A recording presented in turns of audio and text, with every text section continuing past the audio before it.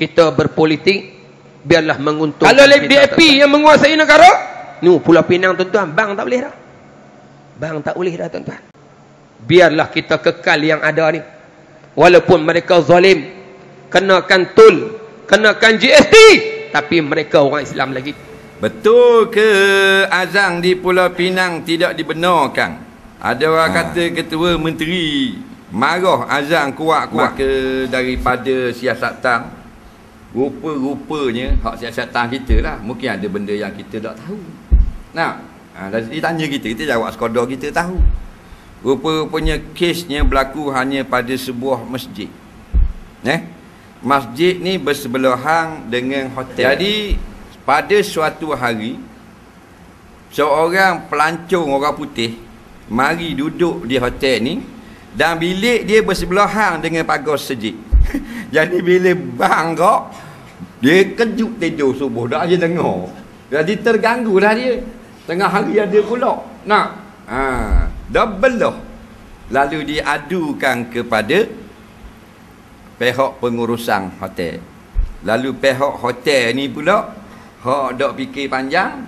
Ni daripada siasatan tak mesti betul. Faham? Dia pun minta pihak masjid perlahankan azan kerana bisnes punya pasal.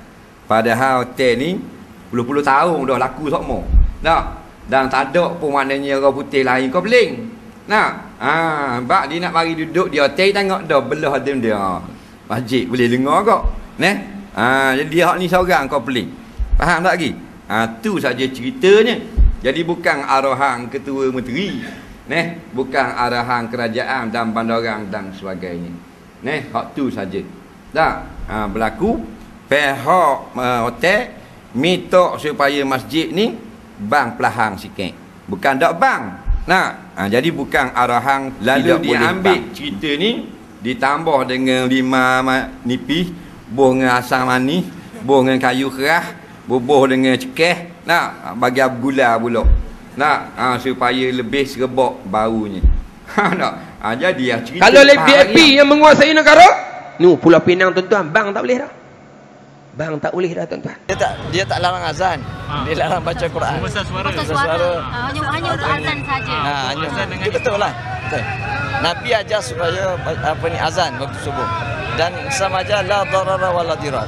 Dalam masyarakat Islam yang setuju bacaan Quran sebelum subuh dengan tujuan yang baik, nak bangkitkan lebih awal daripada subuh, maka kalau masyarakat sekitar setuju, dibolehkan.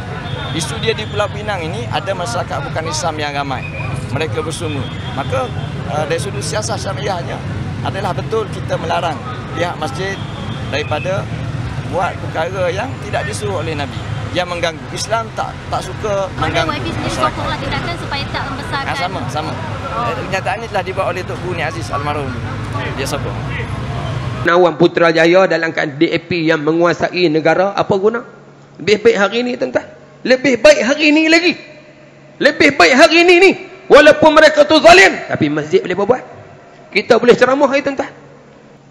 Kita berpolitik biarlah menguntungkan kita tuan-tuan.